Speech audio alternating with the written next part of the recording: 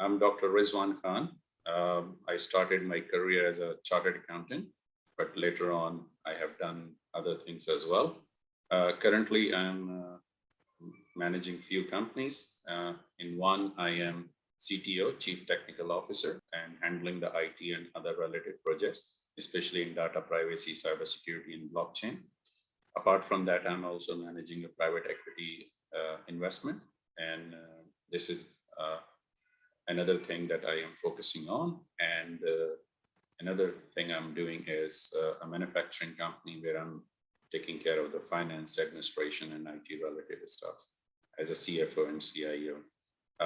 This is very interesting because I have been living in non-English speaking countries for the last 15 years or so. And this is just a brief what I am doing currently. Apart from that, I have other philanthropic activities and professional association as well.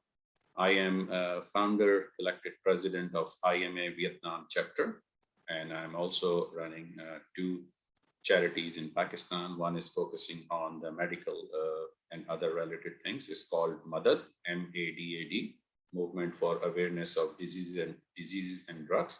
And the main focus is to provide medical education and testing and other facilities to underprivileged people, especially in the rural areas.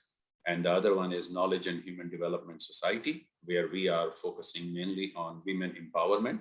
So we initiated one project 3 years ago. It's called WeShe, WESHE, which is Women Empowerment, Skill, Health, and Entrepreneurship.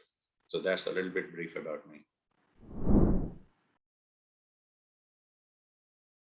When I started my career as an auditor, I found that the job was challenging in the beginning, but after a couple of years, it becomes a little bit monotonous where you keep repeating the same thing over and over again in different industry. Don't get me wrong. Definitely there was a lot of, there were many challenges, there were new things, but I like challenges. I like to do new things. I like to do things that people have not done, or there are very few people who have done that. So that's what I like about what I am doing, that I do variety of things, I do challenging things, and I try to create a difference in the lives of people. For example, in previously, once in my life, I have been a full-time academic as well. I have over 10,000 students around the globe in UK, in Australia, in Vietnam, Thailand, Pakistan, and USA. And there, the thing I like the most in that part of my career is that I created a difference in the lives of people, not only those who studied in my class, but also those who are related to those people in some way. Whether they are the family or they are the people who are working with them, or the clients or anyone else. So for me, it is very important that I feel like that I have to make a difference in the lives of people, no matter one person or 10,000 or whatever. As long as I can create a difference in the life of only one person, I think the purpose of my life has been served.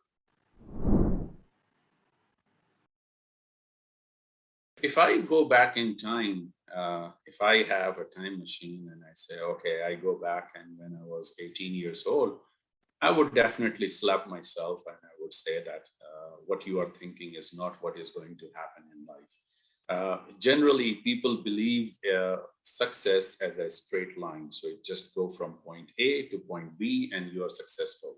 That does not happen in real life. Success is more like a zigzag journey where you go and you go with failure, then another failure, another failure, another failure. After many failures, you find something that you can call success. I'm not saying that I'm a successful person, but what I am trying to tell that, I mean, don't be disheartened by the failures that you have, because that basically builds on that. All those failures basically help you to build your journey in a much smoother way. I have gone through similar thing. So what I did is I started my career, as I mentioned, as a chartered accountant. I joined Institute of Chartered Accountants of Pakistan back in 95 because my family wanted me to be chartered accountant.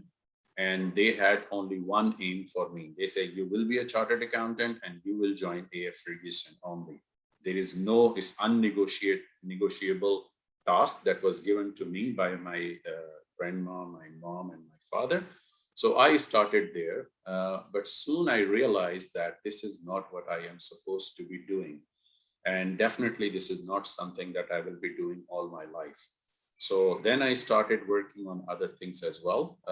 If I go back a little bit in time, I could tell that when I was 12 or 13 years old, at that time I started working with computers. I started doing programming, and my passion was more into those kind of things. That is something that I should have been doing, but of course, as an any Pakistani or as any Asian child, you have to follow the parents, at least at that time. Uh, so then I did that, and I found that something is missing in my life, and I tried to do something different.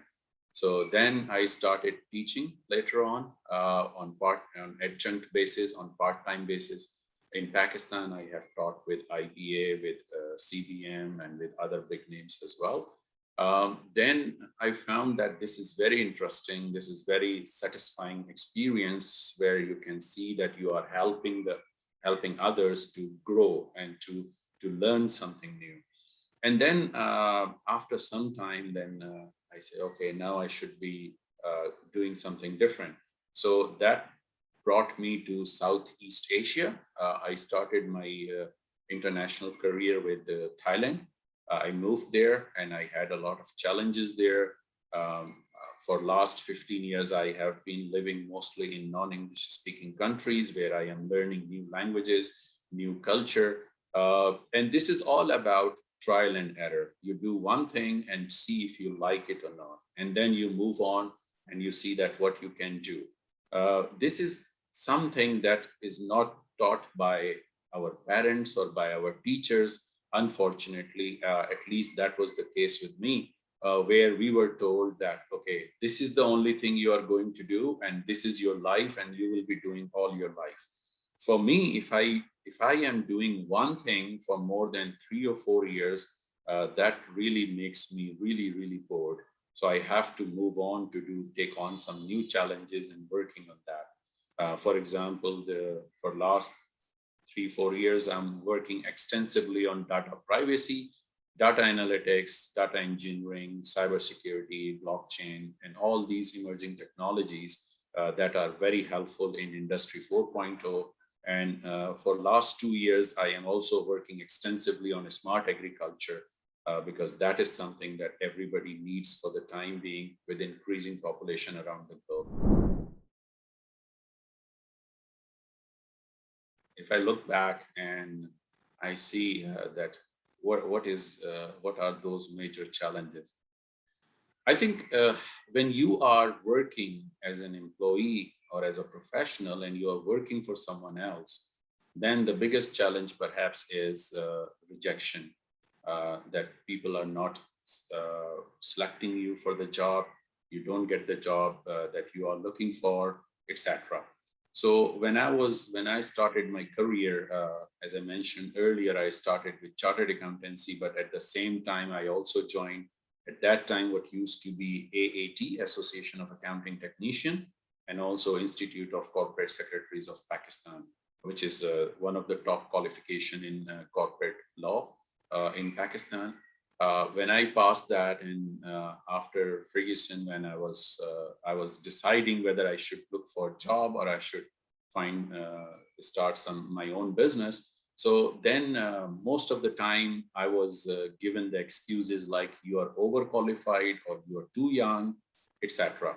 So these kind of things, perhaps for some people it is discouraging, but for me it's basically forced me to do something more different, something more challenging, rather than just looking for these kind of things. So that is one aspect. When you move internationally, then there are other challenges, and perhaps the challenges are less if you are moving in Middle Eastern country, because the culture is very similar. At least there is some familiarity with the languages. But when you move to Southeast Asian, in Far East, or in Europe, then the situation is completely different, because you are living in a different culture. You are living in a country that does not use English very often, and you also have challenges. For example, if you are in finance, you have to understand the accounting standards, for example. If you are in engineering, then you have to understand that how the people are thinking, the way they are working on that. Work ethics are very different. So all these things are very challenging in the beginning. But once, and I would recommend everyone that if you are moving to a country that is using any other language than English, then I would recommend you that you should learn the language as fast as possible. Otherwise, you will not be able to understand the work ethics, the culture, and assimilating in the society. You will have issues there. So I have gone through all this. But I think those challenges are really helpful. Because if everything is smooth, if you, let's say, if you are moving as a very senior expat in a foreign country, you're given the house, you are given the car, you have the secretary who is translating for you, then basically there is no professional growth in that particular area. But as a young professional, then you have to do a lot of things, and that really helpful for you in the future. So if I look at all the challenges that I have gone through in my life, those are really helpful in building what I am today. This is very interesting. If you look at the skill set, let's go back to 70s or 80s, where the typewriter was a thing. I always give this example that the typewriter is something that everybody was focusing on. We need to do the typing, and then fast forward, come to 2010, and then now accountants or anyone else must be computer literate in the sense that Word, Excel, PowerPoint. Now we are in 2021, and now we are talking about data analytics, we are talking about artificial intelligence, machine learning, we are talking about automation, robotic process automation, etc. So all these things, when I started my career at that time, I was thinking that, okay, I will do chartered accountancy and then I will do something else. I will not stop unless until and unless I have a lot of ABCD in front of my name, ABCD in the sense that, or a lot of qualification. And that was something that I was very sure from the beginning. So then I realized that if you focus only on one skill set, sooner or later, that will become obsolete. It's more prominent now, especially during COVID. We have seen that things are becoming obsolete very fast. Digital transformation is moving at much faster pace than it used to be. One of the example I could give is I have been in education technology business since 2005. Business in the sense that I have been using them, I have been developing them, I have been working with the education, with universities, with the schools and other areas where I have been implementing them. I found that the acceptability of education technology before 2019 or before 2020 was very low. People did not consider that as a major source of knowledge transfer. But came COVID, and then here the things changed significantly. Now, even the large organization, a large education institution in Pakistan, they are looking for education technology, they are looking for digital transformation, and I think that's a major shift. Now, the problem is that whether we are capable to do that in the country, and that is a challenge because technologies are there, but then we do not have the right skill set that can implement those technology. And it's not about blaming anyone or blaming a particular group of people, but it's more about that how we view things. For example, let me give a simple example, both from the IT and finance side. Generally, when we go for ERP implementation, we say, okay, this is the job of IT. and the CFO is not involved, which is a very big problem because the CFOs, they should focus on that area as well, because at the end of the day, it becomes their responsibility. What I have seen that when people are doing, for example, engineering, I am surprised to see that there's still a large number of people, they are going for petroleum technology in 2021. And that gets me thinking that what they are thinking right now with all this clean tech, clean energy, and all these things and electronic cars, these things will become obsolete. So the skill set, what I would say that one particular skill set that I think that everybody should have is what I call lifelong learning, and also have the capability to unlearn and learn new things. That means that whatever you know, just throw it in the bin and start from scratch. The journey may be difficult in the beginning, it's painful, but that's really worth it. So that's really we should be focusing on, that we should focus on learning new things all the time. For those who are just starting the career, I would suggest if you are going to school, let's say you are O-level studying in O-level or metric, I would recommend you that when you have some days off, like summer vacation or something, don't take it as a vacation. Start working on something, learn something new. For example, go for coding. That's something that you need, regardless of your profession, whether you are going to be an engineer or an accountant or a doctor or a lawyer, you need computers. You cannot live without computer. So this is integral part of our life nowadays. If another thing that you could do is that I would suggest you to start some business, a very small business, and it does not have to be a big one. Just buy and sell biryani, for example, but do something that really helpful to develop the survival skills. That is really important. Unfortunately, parents, they pamper their children too much. They don't let them see the hardships. They don't let them work for small money. What they want them, they strive all their lives to build the big houses, buy the new car, buy new gadgets, and send them to top universities, etc. But take a look at a few examples in the nature. Look at the animals, birds and other animals, for example. Birds never make nest for their children. They teach them how to fly and how to hunt. The same thing goes with any animal, for example, right? Cheetahs, for example, when they hunt, they bring their children together. So that is basically a lesson that nature wants us to survive. And if you are being pampered, then it will be a big challenge. That is one thing. When you go ahead in your career, don't be afraid of change. The change may be scary, but scary is good because that means that you are getting out of your comfort zone. And I'm not necessarily in agreement with the term comfort zone, because comfort zone has no meaning. Here, I can quote one thing from our Prime Minister Imran Khan. He mentioned in one of his speeches, he said that in your life, either you go up or you go down. If you're not going up in your life, that means you're going down. There's nothing that you can stay at one level. And I believe that this is very, very true. So if you are not learning something new every day, then basically you are losing the knowledge, number one. Number two, read something other than Facebook, other than social media. There's a lot of thing on social media that is uncontrolled, unsubstantiated, unverified.